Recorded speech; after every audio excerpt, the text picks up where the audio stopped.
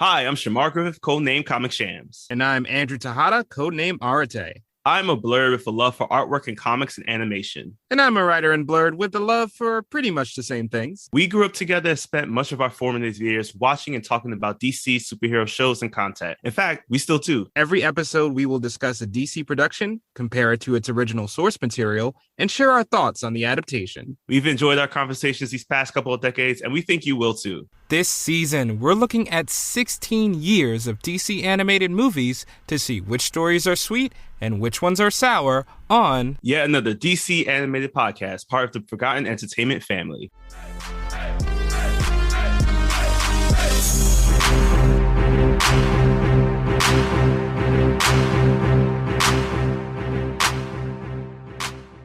Welcome to yet another episode of yet another DC animated podcast. My name is Shamar Griffith, codename Comic Shan. And I am Andrew Tejada, codename Arate. Andrew and I have known each other since 1996. That was the year Adam West appeared as the superhero, the Galloping Gazelle, on a Goosebumps episode entitled Attack of the Mutant, Part 2. So you don't watch Part 1, Part 2 if you want that Adam West action in live action. Oh my gosh. How much stuff has Adam West been in where he's just honestly been in superhero fandom? I'm thinking of Catman. Ah, yes. Fairly Odd Parents. Just like you got to lean into it. You know, when you're known for one thing, just go ride it until you can't ride it anymore. And that's true. Stopped. That is. So all of this Adam West talk is not because I finally finished out some of the latter seasons of Family Guy. We are talking about the animated film today, Batman: Return of the Caped Crusaders. Yes, that is right. The 1960s Batman gets an animated adaptation, and we're going to find out whether or not in this season it is sweet or sour. At a runtime of 78 minutes, this is a PG-rated film. So this is a bit of we got to calm it down, I guess. We can't say any words that we normally would say. Yeah, like, oh my God, why is there so much blood in this PG-13 film? So this PG-rated film is directed by Rick Morales, who has done a lot of other stuff, dealing definitely with like Lego things and some Scooby-Doo stuff. And the whole movie was written by James Tucker, who we know has taken over a lot of the DC animation after Bruce Timm's run with it. And he co-created this film and co-developed this film with the co-developer of Teen Titans Go, Michael Jelenic. That somehow fits. Yep. Did you know that they also work together on Batman Brave and the Bold? That does not fit. So yes, we are getting a reboot, not really a reboot actually, but rather another story of Batman from the 1960s series, a live action series created by William Dozier and is being brought to the animation table today. Did you also know that this had a one-day release in theaters on October 10th, 2016, which is also the year the film was released? What were we doing? Like campaigning or going for election? I don't know. What were we doing that one day? Why didn't we make the time? Well, we were... This could have been the moment. If we made the time, maybe we didn't have to go through Doom World for 2016 to 2020. Yeah, if Harambe would have seen it with us, man, how things would be different. So yes, when it was released in theaters for one day, it earned $57,343. As we said, we weren't in the theater for this one, but we definitely would have contributed our dollars if we had known. And the plot of today's film is to see how campy we can make a Batman film, honestly. So the cast of our film, it does have the majority of the cast from the original television series from the 60s, created by William Dozier. We have Adam West, who is reprising his role as Bruce Wayne Batman. We have Burt Ward, who's also coming back as Dick Grayson, a.k.a. Robin the Boy Wonder. And finally, wrapping it up, we have Julie Newmar, who has been Catwoman out for the first 2 seasons of the original series before being switched over to Eartha Kitt. But Julia Newmar will be voicing Catwoman today, as we then fill up the rest of the cast with a slew of voice actors, including Jeff Bergman as Joker, William Sailors as Penguin, Wally Winger as Riddler. Fun fact, Wally also voiced the Riddler in the Batman Arkham series games. We have retired voice actor Jim Ward as Commissioner Gordon, Steve Weber as Alfred, Thomas Lennon as Chief Miles O'Hara, and she was also in another DC animated production of ours. Serena Irwin as Miranda Moore, and finally to wrap up the campy silliness of the cast, from Pee Wee's Playhouse, we have Lynn Marie Stewart as Aunt Harriet Cooper, the most dangerous character in the movie. Oh yeah, definitely. She's the better detective than Batman, to be honest. I mean, they were making some leaps, but we'll get to that. Well, speaking of leaps, it is time to, now that we've wrapped up our info on the film, it's time to boom tube over to the beginning of Batman Return of the Caped Crusaders. So we start with this ironic complaint of Robin about ballet tights, which is ironic because he wears tights to do pretty much every crime fighting thing. And Batman just reminds him, look, you need to have some ballet in your life, just like we need to watch Gotham's version of SNL. And wouldn't you know it, on Gotham's SNL, something awry is happening. Yes. So we turn on the boob tube. Wait, can I say boob on a PG film now? I'm getting confused. It was an iCarly insult. You can use it. So we turn on the boob tube to catch Gotham Palace, where Miranda Moore, some kind of like this movie's version of Marilyn Monroe, she introduces Hector and the Ho Daddies, who are performing their opening. They're performing their opening number to some terrible music, revealing that it is not actually Hector and the Ho Daddies. I was shocked. Me too. I was flabbergasted. No, in fact, it is a bunch of villains. You got the bearer of a billion bumbershoots, Penguin. You got the dominatrix of devilry, Catwoman. And at those two, I was laughing so much that I couldn't even pay attention to the other descriptions. But Joker and Riddler are there too. I just love how crazy the alliteration got with this. And I was just like, you got to be practicing, like, to just say half of these things. Because you know what? Burt Ward did a great job with his holy blank blank Batman. So now, as they're all watching this go down, of course, the citizens of Gotham are all trying to prove that they can also sign up for the Robin Reserves, is what I'm not going to call it, as they try to take down the villains. And they're immediately tied up when Joker uses a ribbon gun of some sort. And then Riddler takes a bomb. I have no idea where this bomb came from, and throws it into the crowd as everybody is now frantically trying to break out of their restraints. The dynamic duo decide it's now time for them to head on over to the crime scene, which should be the logical step. But they see the bat signal and decide to go somewhere else. Yeah, and as they're trying to make their way out, they have to avoid Aunt Harriet, who lives in Wayne Manor and suspects they have some kind of secret. Why she would live in this house, at least in this continuity, is never explained. I'm sure there's a reason for it, but we never get a reason why she's there. She's just there, always about to discover their secret. And after they change by sliding down a pole, I mean, if anime, you can spin around and change your clothes, why not a pole? We get to the riddle left behind, and it is a doozy, the logic that Robin and Batman used to get the answer. Yes, the riddle is that a poor man has this, a rich man doesn't want this, and if you eat this, you will die. And this riddle gets figured out by Batman, who immediately answers it's nothing, which prompts Commissioner Gordon, because they all decide to stop by the police precinct first. It prompts Commissioner Gordon, Robin, and now my new favorite officer within the GCPD, Officer O'Hara, to be like, that don't make no sense.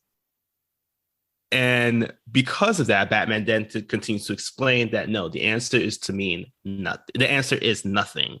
So now he asks and pushes Robin to figure out what does nothing mean. As we go through, I'm assuming this is all like 60s lingo, because they go through with nada, zilch, and then wrap it up with goose egg. Yeah, goose egg. And that somehow leads them to make this leap of that the villains are going to break into an atomic energy plant. Like, don't even bother following that logic. Just go with it. And they want to race there as fast as possible, but they do have to stop by one unstoppable force, and that is the crosswalk light. Because even though they're vigilantes, they're not jaywalkers. So they have to wait until the light lets them go to jaywalk, which means in this continuity, if we're living in that Batman continuity, everybody in New York would be in jail. Every single person. And this is the Batman we were all worried about. Not Christian Bale, none of them were ever going to beat us up for jaywalking. This man will. You're going to get that pow in your face for trying to save a little minute. But the villains are about to close in on getting a replica ray. And that leads to a fight scene that has the cheesy sound effects and special effects, but it really is well animated. Mm-hmm. Yeah, I agree. One thing I did love about this movie is the fact that it does, comparing the animation style of all the characters there, they do very well match up with their live action counterparts, down to even Batman's eyebrows on his mask, or the contours of his eyes on his mask. Like it's pretty accurate. And then we see kind of everyone really getting the full extent of all of the fight scenes, all the blows. My favorite one is the guy who does get beat down, who I believe he is wearing a shirt that says Goon on it. It was an abbreviation, apparently. So I would like to know what Goon stands for in this universe. But I do love the fact that being able to see the three villains that we have currently, we had Joker, Riddler, and Penguin fighting against the dynamic duo, as Catwoman decides that she's not going to join this fight. She's instead going to hang by the corner, and she's going to try to see if maybe, just maybe, if she moves around in certain ways, she attracts Batman's attention. And attract him she does, because he wants to handle her personally. Damn, Matt, you thirsty. But try as she might, her seductive ways are not enough to convince Batman to turn. So that leads into an exciting chase between the Batmobile and the Joker Jeep that he has in every continuity. Oh, I like that one. the Joker Jeep. But try as they might, with all the tricks in the world, the Joker Jeep has more gags and it gets away. And that leads to one of my favorite exclamations. Holy trench warfare. We were foiled, Robin. Just whipping that out in conversation. And now we get to see the villain's plans for this multiplication ray that they stole, which includes multiplying women, Penguin? Really? That's what we're going to do with it? Listen, we were PG, so we can't dive too deep into what he really wanted to do. So another fun thing about that whole chase scene is how the dynamic duo figure out what the next step of the plan is. So as they are unable to stop the villains, a piece of foil drops from the sky. And this is when Batman realizes that it's a pun to be saying that, heroes, your plan was foiled. I will admit, I cackled at this. I thought it was hilarious. But it was just enough for Batman to take back to the Batcave, and they use it to analyze the materials that might be connected to the foil, bring them over to the frozen food factory where we reveal the plan as well as the villain's idea of what they're going to do to hopefully swing Batman over to the side of evil. And it's all thanks to Catwoman, who thinks about another crazy plot device for this film. Yes, Catwoman has a special catnip that she can use to hopefully seduce the Cape Crusader. And while the dude villains are a little skeptical, they're like, yeah, well, might as well give it a shot. So they meet in battle once more. And it looks for a second like the potion is working, but Batman is able to use his strong mental fortitude to snap out of her spell. Unfortunately, that doesn't stop him and Robin from being trapped on a dinner tray conveyor belt headed towards an oven. Like it's an episode of Power Rangers Turbo. You know that one where they were baked into the pizza. Everybody knows it. And as they're trapped in this giant TV dinner, the most ridiculous out in any escape ever presents itself. If this isn't a sign to look into the ingredients of your food, I don't know what is. Batman realizes that he must save room for dessert. That is what he says. And he looks over and sees there's a lemon tart next to him. And he deduces that because of the size of the lemon tart that they're attached to, the acidity of the lemons should be enough to fray the ropes that have tied their hands together. And it works. I have never been so afraid to eat a TV dinner in the future in my entire life. Yeah, that entire company needs to be shut down. That's worse than that pink sauce, man. Like, you can't trust this. That's the next question. Would you rather eat the pink sauce or would you rather eat that lemon tart? Listen, it sounds like you have a minute before that burns your esophagus, so I'll give it a shot. So after they escape, they stop by O'Hara and Jim Gordon, who are watching a rocket launch in another country and leaving some vaguely xenophobic comments, which, like, of course, bad, but I will admit it was surprising that they acknowledged the era the original 1960 Batman would have been in by having them just be like, look at that other country foiling us in space or whatever. And Batman, I don't know why I found this so funny, but Batman comes in and is like, y'all watching TV on the job? Really? Until they feel bad for watching TV while Gotham is in trouble. And after he is thoroughly scolded, he goes back to the mansion where Aunt Harriet comes very close to discovering their secret. She ends up in Bruce's study, even though she's saying that, like, oh, she knows she's not supposed to be there. She ends up entering, and she's touching around the main things that lead into the Batcave: the red telephone that Batman has within this universe, as well as the statue of William Shakespeare, I believe it was, or it could have been somebody else. So Batman, or Bruce at this point, comes in. He stops her from touching the statue that lifts up to press the button to reveal the entrance to the poles to the Batcave, and reminds her that she's not supposed to be in here, but is very aggressive with it, to the point where even Dick is feeling pretty uncomfortable about it. And as he has shooed away on Harriet, he calls in Alfred, and Bruce starts talking to Alfred, but like asking him, why was she in here? She very much soon found out our greatest secret. So because of that, we can't afford to keep having this happen. And it's clearly your fault this happens. And he, on the spot, fires Alfred. Yeah, Alfred is forced to give in his feather duster. It's over. Like, that feather duster is finished. And I presume that the Alfred movie that we've always wanted would start this way, with him handing in his feather duster and then going back Batman Begins style. But in any case, Alfred is now gone, which again alarms Robin.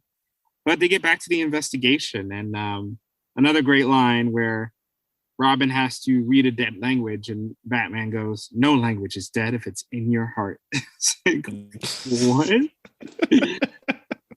But they hit a dead end. They look all over planet Earth, presumably, and they cannot find any of the villains. And then they put together that, that rocket launch we were talking about earlier? Maybe the villains are on there. And indeed, somehow, these villains found a way to sneak onto a rocket?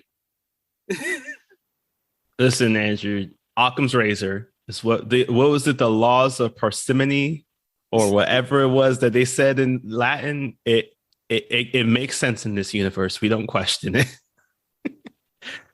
But yeah, the villains end up on this rocket.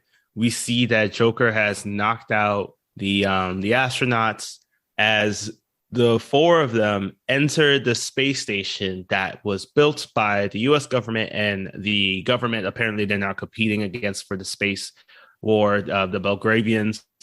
And here now is where, basically stuff hits the fan, because as Catwoman is listening into their conversation, she's realizing that Penguin keeps referring to them splitting the score 3 ways. And she's like, hold on now. I'm here too. I did just as much work, if not more. So I deserve a cut. And this is when they decide to turn on her to the point where they're getting ready to throw her out into the airlock. However, we do have our dynamic duo who are still on the case as we introduce a new item into the Batman list of embezzlement. Yeah, this man made a rocket. This man made a whole ass rocket that could launch into space at any time, which brings up too many questions about how it would have been built. Would it not give away his location right away as to where Batman was geographically? How, rockets take so much time to prep. How? Too many questions to answer. So they're in space now, and they're climbing up the side of the space station, essentially. And you get a number of great lines. One, Robin's like, "Oh man, it would be so easy to climb up buildings if there were no gravity." And Batman's like, "Bro, your muscles would atrophy. You'd become nothing." And then also they were talking about the space station and working together. And Batman goes, "Diplomacy is always ruined by myopic pride." And I'm like, where is this coming from? These really heavy, poignant messages.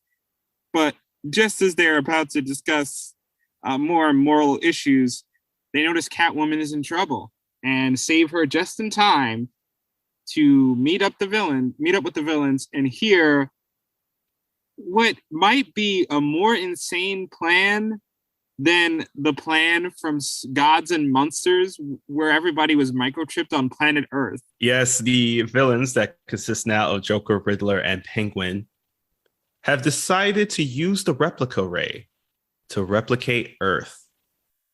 They figured that if they're not going to be able to divvy up Earth equally amongst themselves, or at least Gotham amongst themselves, the best thing to do is to give each person a Gotham.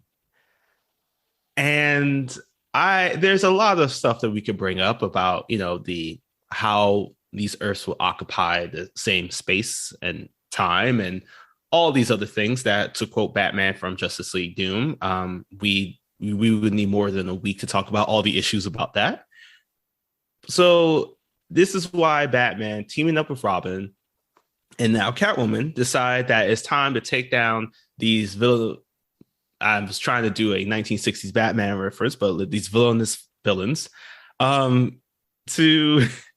then, and this leads into a complete beatdown of the villains, who, as a way to turn the tides, fortunately for themselves, turns on the anti-gravity or button, so causing them to float around the space station.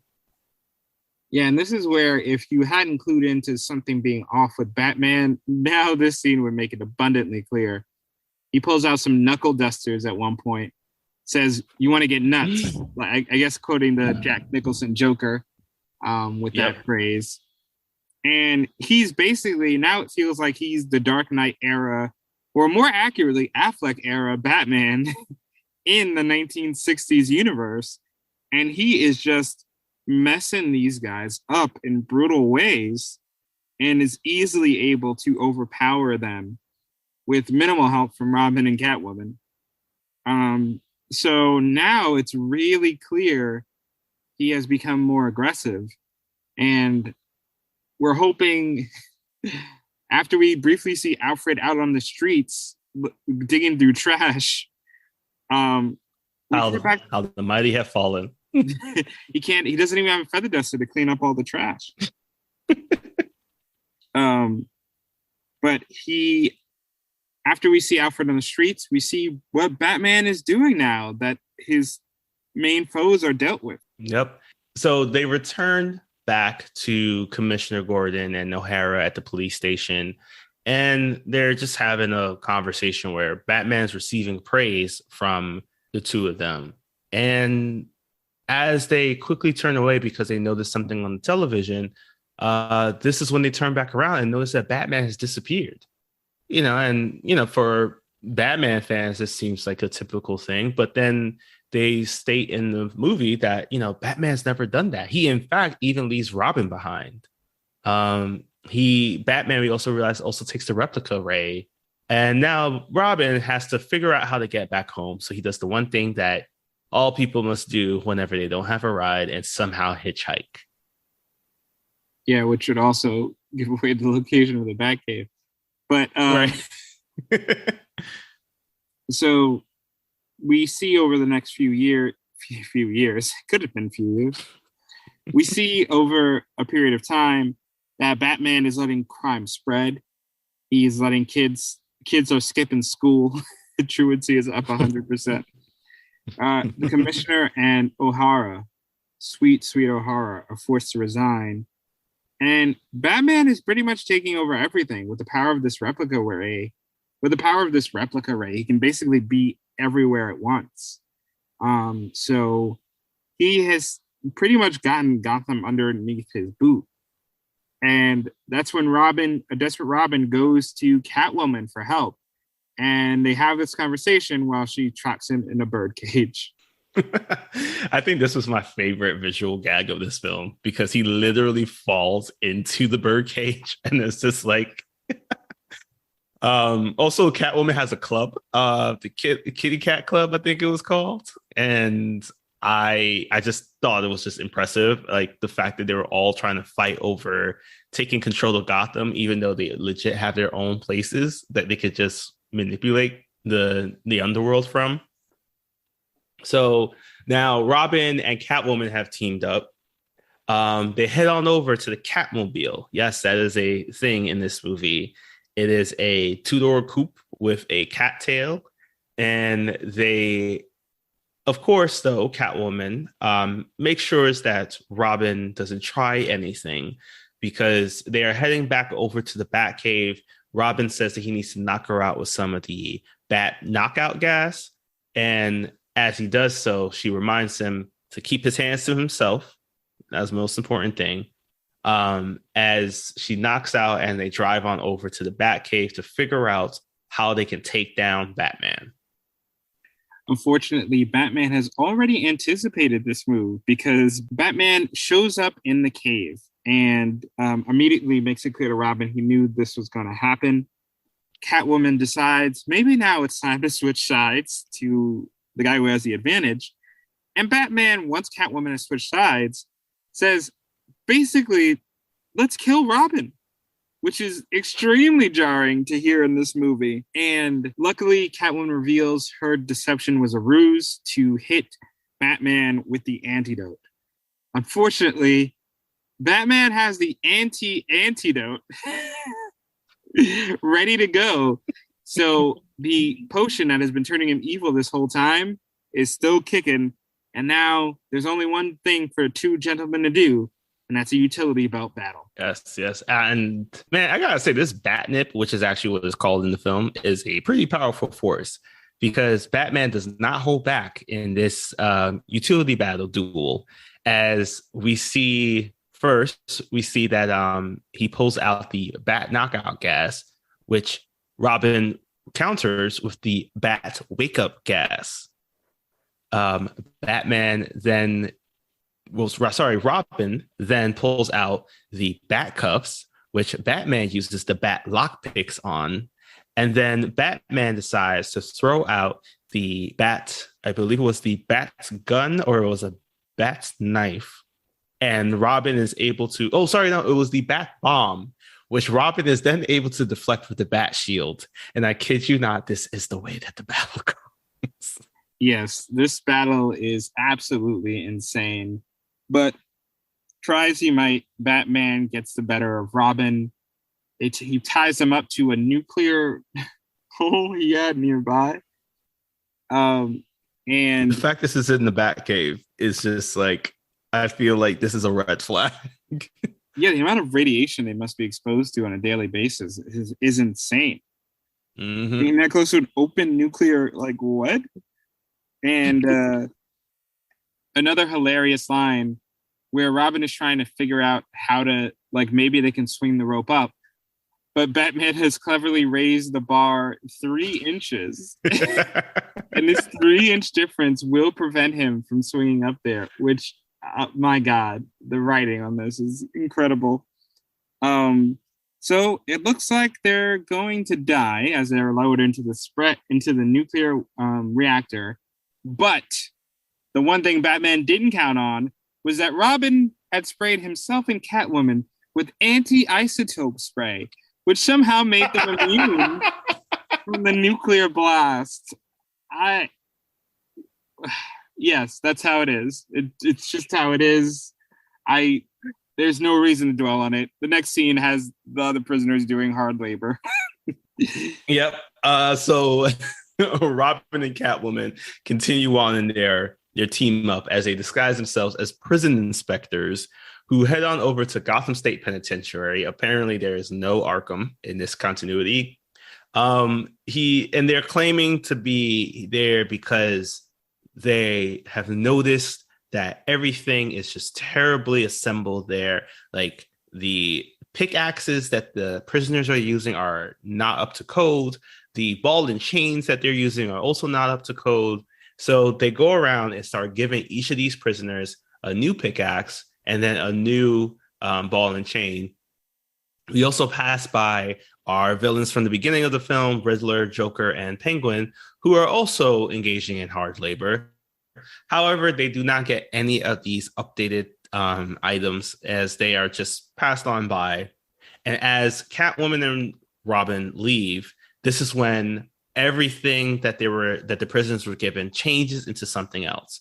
The ball and chain starts to inflate as the prisoners float off outside of the jail, and then the pickaxes turn into mini helicopters that also take the prisoners out of the jail.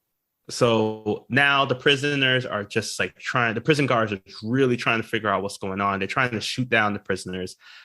They are fortunate that Joker and Penguin didn't escape, but then they turn around and we all see that they somehow turn into a pile of orange dust. Yes, and that we will address that soon. But first, all the villains that were freed can decide to combat against the Batmen, I should say, on the SNL show, because now there are numerous Batman clones.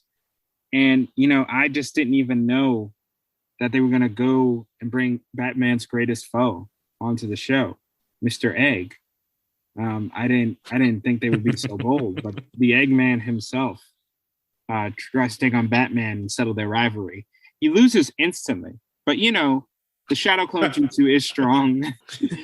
And we see some of the other villains get quickly taken down, including the original Mr. Freeze, who Batman reveals that despite Mr. Freeze having the full capacity of his freeze ray, Batman cape can turn into a heat shield, which melts the ice that's forming around him.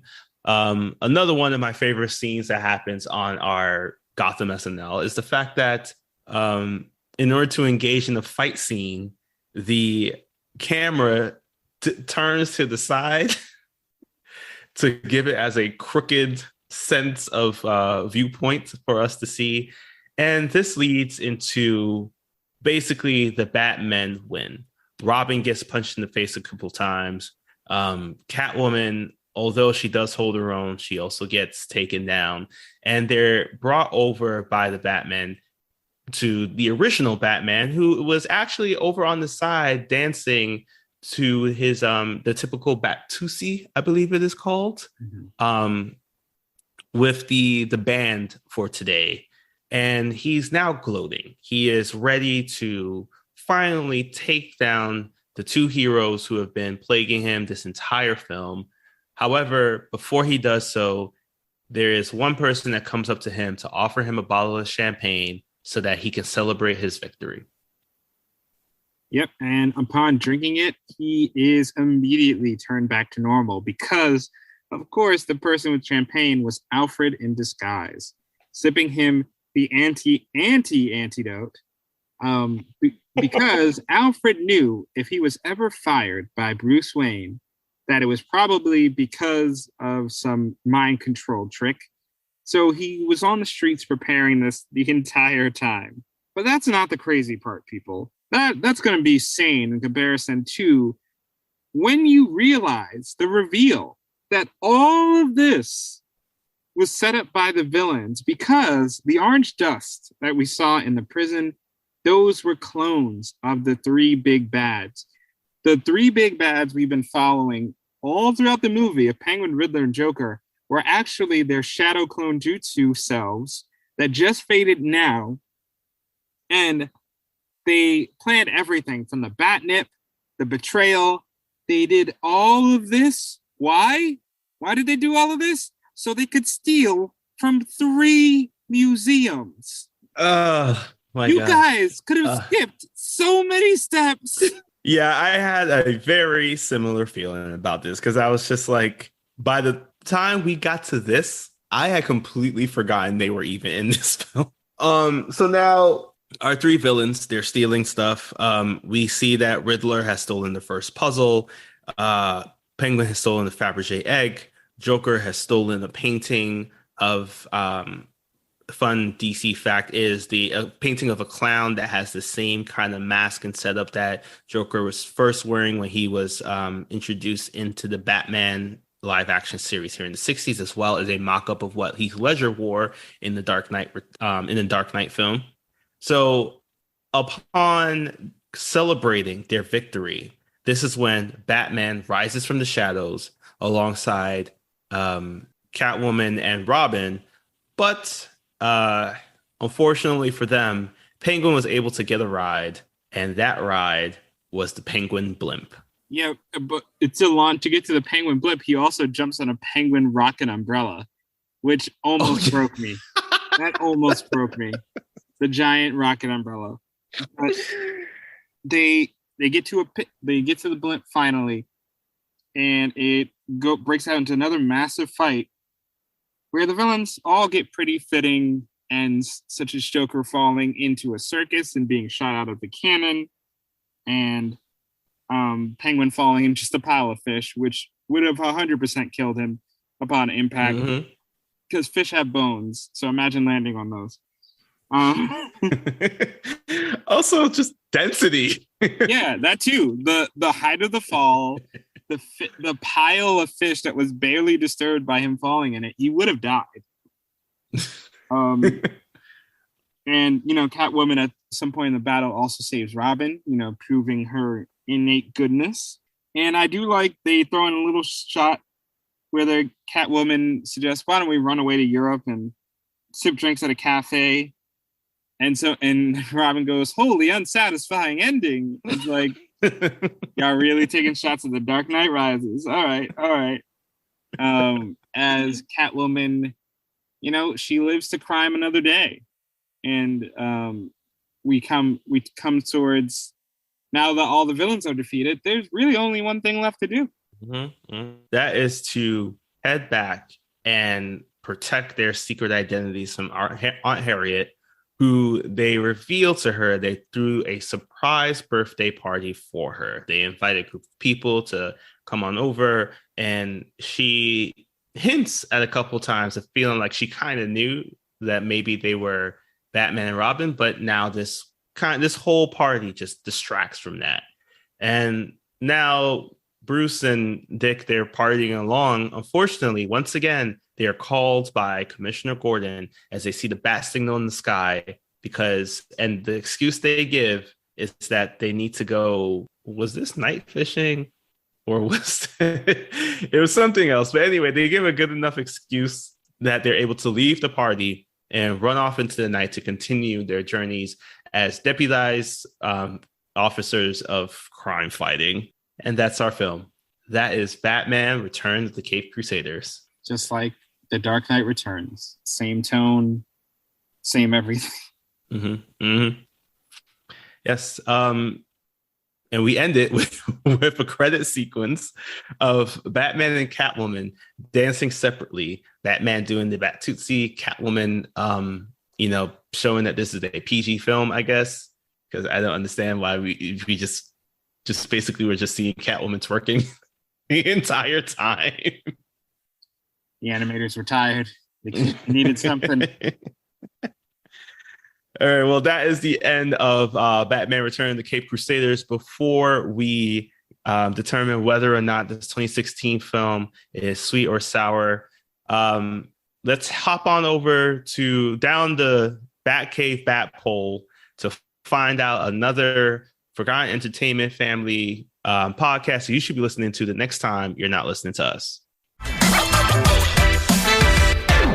Hello there. General McMillan. I was expecting a podcaster of your abilities to be a little older. Anders, you're shorter than I expected. No need to be so uncivilized. I'm Anders, that's Colleen. Join us along with our co-hosts Daniel and Flo for yet another Star Wars podcast, because the internet can never have enough nerds talking about Star Wars. This season, we're headed, hopefully briefly, back again to the edges of Tatooine's Dune Sea to explore the new series Obi-Wan Kenobi. We'll search our feelings for what we know is true, that changing your first name from Obi-Wan to Ben is the most effective cover story in the history of the galaxy. Yet another Star Wars podcast is available wherever you get your podcasts and is proudly part of the Forgotten Entertainment family. All right. Batman Return of the Caped Crusaders in 2016, a film adapted from the 1960s television series. Does this film, is it as sweet as Batnip or that lemon tart that Batman burned the ropes off of? Or has it soured like a rotten egg and fish that Penguin fell into? Well, Penguin hit those bones hard. And that reminds me that this movie didn't, because it is a sweet outing. The movie, it never for 1 second doubts what it is. It is fully embracing the camp of the original 1960s series, leaning in with the leaps of logic, the good nature of it all. And it was just a very smart move to slowly put a modern Batman in that world by having him turn evil. It gave us a nice little contrast and gave us a nice little history lesson of how far Batman has come as a character. So it was a nice little meta context thing about how dark Batman has really gotten since he first started. Yeah. And yeah, the humor is like perfect. Even if you aren't into all the Batman in jokes, which there are many. Yeah, it's stuff like the TV tray dinner. Like, how can you not love that? The acid from the lemon tart melting the ropes, the 3-inch OSHA bars preventing them from escaping. It's absolutely bonkers. The disclaimer I will give is, I think you will know within the first 2 minutes if this movie is for you. Mm-hmm. You'll get the style, you'll get what they're doing, but while I think it is sweet, if you are not into this style, this is going to be a sour experience for you. You're going to be mad the entire time. You shouldn't be, but you will be, as a fair warning. What do you think? I mean, I couldn't have said it better myself, honestly. This is a sweet movie. I just thought that, everything about it was like, and also to be honest, I have never actually seen any of the 1960s Batman shows. Never seen a single episode. You haven't marathoned all of them? You didn't marathon all of them right before this? No, I wasn't. You know how hard it was to find them? I found them the day before. I couldn't do it. I saw that there was like 120 episodes, each one under a half hour long. It was like, I could spend the next 60 hours, but I only got 24. And that's also with ads that was included. So fun fact for everybody, I might actually be starting this now because now that I have found them, they are currently available on Freevee, hashtag not sponsored, with ads. So you get a chance to see and enjoy the entire Batman William Dozier series, where we get Adam West, Burt Ward, Julie Newmar turning into Eartha Kitt. We're not going to talk about that part. Cesar Romero as the Joker. It's the fact that it's now available and it's out there is just pretty cool. This film though is definitely sweet because when I first started watching it, also I never really had any experience with Batman in this way. I was just like, okay, this is getting super campy. But as it got campier and noticing the little small details of recognizing like the time era that they're trying to put forward, it gets sweeter over time. The only thing that I felt like did sour it a bit was that maybe there are some plot points that was just like the jump to realizing that Joker, Penguin, and Riddler were using this all as a distraction. I felt that was too much of a leap. I do not believe that Joker, Penguin, and Riddler could have come up with the idea that Batman would have used this replica ray in conjunction with Catwoman hitting him with the bat nib. I don't think that's possible. Yeah, I mean, I think the simple part of that plan that doesn't really work is that with more Batmen around, wouldn't it make it harder in theory to commit crime? Right. Like, even if they thought you were imprisoned, like, I'm pretty sure if they saw you another Joker, they wouldn't question it. They'd just be like, let's beat the stuffing out of that guy. Because, yeah, I honestly didn't mind it being a parody of like these very over elaborate villain plans. But yeah, there were pretty big holes in their plans that would have prevented them from succeeding. So yeah, I think it would have been more fun to have like maybe the multiplication ray was multiplied or something like that. Yeah, they fight like a legion of each of the villains. I don't know. But yeah, it does fall apart. Even the ridiculous standards of the movie, it does fall apart when you look at it too long. No, but honestly, I would have loved actually. That's now a Comic Shams correction. I'm gonna steal that real quick. I would have loved to see multiple versions of the villains being in the end battle, fighting against Batman, Robin, and Catwoman. I think that would have been a fun little fight, especially for an animation purpose. Like maybe the molecules were too unstable that every single time that there was the signs of the onomatopoeia of the punch and everything, they were punched and we saw the onomatopoeia phrasing come up. They're like, a poof will be Joker, the fake Joker disintegrating or something. Like, that could be too far, but then again, this movie went afar in a lot of places. So, I mean, yeah, other than that, this is a sweet film. I think a lot of people who are tired of the dark nature of The Dark Knight might truly appreciate this. It is, though, given the fact that it is written by a lot of the by one of the Teen Titans Go creators, it might get a little crazy, might get a little campy, but I think the Easter eggs and the commentary, the line about, even with Batman saying that he's not going to turn them into Gotham State Penitentiary, he's going to shoot them out in the airlock, and how one person is now the table and how Batman's the surgeon. All those little callbacks are just perfect for Batman fans who again, like you were saying, see how Batman has progressed from this this version of his, like, this campy kind of comical style to the darker Knight, to, you know, a combination of both throughout time. Yeah, it's a great evolution of the character. And, you know, just the phrases, the catchphrases. I mean, again, holy trench warfare is just Fair. gonna get that printed on a banner and just wear that all the time. Or the next time someone's telling me something like wholly unsatisfying ending. Oh yeah. Probably say that for the end of the Arrowverse, am I right? And then we have Hector and the Ho Daddies with the all right. Well, comics wise, I don't really have anything because, again, this is an adaptation of a live action TV series. It does end up actually getting turned into a comic pretty recently. I believe it was in the either in the late 2010s or now. I don't know why I said the late 2010s. It's like 3 years ago.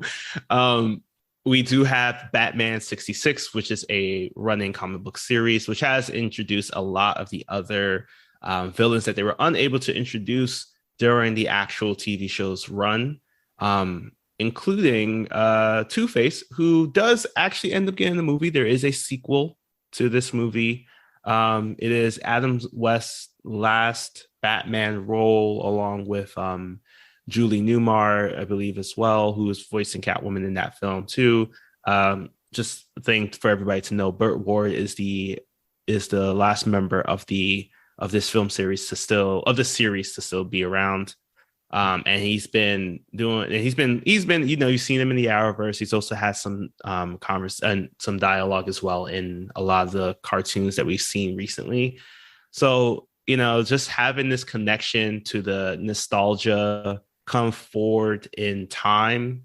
You know, these are movies that are coming out now 50 years after these stories were originally put together. So it is pretty cool to see this long-standing connection between the beginnings of Batman to now.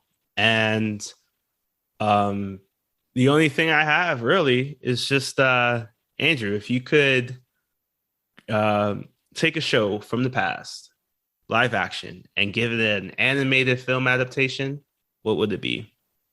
I mean, Scooby-Doo already exists, so like that would be good though. We already did Karate Kid.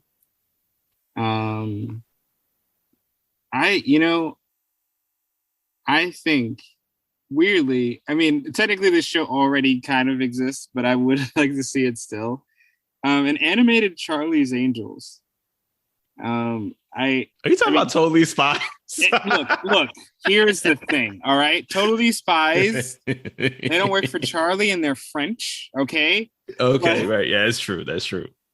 No, I think Charlie's Angels, it always goes back between being like this very serious, grounded thing and this very campy spy thing. I would like to see them go balls to the wall and just like acknowledge the campiness of Charlie and how ridiculous it is that it's just a voice, and go on these like wild missions and get things done with the iconic trio. I think that would do better than any live action Charlie's Angels reboot has done in recent years. So yeah, let's see it. Let's see it on the screen. What do you think? Well, besides one that they're thinking about doing, there are ideas of doing something for the Wonder Woman TV series. The one I would like to actually see is Bionic Woman. You know, I think that it's just, I like catch it randomly sometimes. As it like passes by, sometimes on TV or just like snippets of it on social media. For some reason, I guess my algorithm is telling me that this is now what I'm going to be interested in. But I'd love to see a similar scope to what this movie did for Batman, where it introduces again the Bionic Woman to a fandom years later and kind of points out these little moments, these little campy moments, how it connects to what we see now in superherodom, especially if there's a female superhero that we've been seeing a lot more, like really address those things in this animated production of a film. Yeah, and I think that she's such a underrated character and largely forgotten. So in the modern time, so it would be nice to see a little bit more of her. Yes, and I also want the sound effect. We have to keep the sound effect. All the sound effects must be kept intact. All right, well, that wraps up Batman: Return of the Caped Crusaders, a film from the animated. Wow, it is so many things now. I realize. Live action series from the 60s that has been brought to our present time as an animated film. Shout out and pour one out to Adam West, Newmar, Eartha Kitt, all these people who made appearances here, and thanks to all the people who were able to bring forward this film. You can catch us next time on our next episode as we discuss another installment in our Sweet or Sour series, as well. In another kind of campy-ish scope of things, we're going to be talking about Batman and Harley Quinn. And we're not talking about the Harley Quinn you've seen on the popular HBO Max series. No, we're going decidedly different with this one. And you might be surprised at what she ends up doing. Or should I say? Yeah, I'm not gonna finish that because this is the PG. Yeah, no, we're still PG. We're still PG. You'll see what we're talking about next time around. All right. So remember to take care of yourselves. And also remember this. It is recommended that you dance the Batsui at least 5 minutes every day to prevent heart disease. That's just something I heard. Yes. And if you get a multiplication jutsu ray, just do the simple thing. Multiply your money, go to a casino, and just spend it all. They're not going to notice. They're cheating you anyway. Go ahead. Yep. Go have fun. Don't get your legs broken.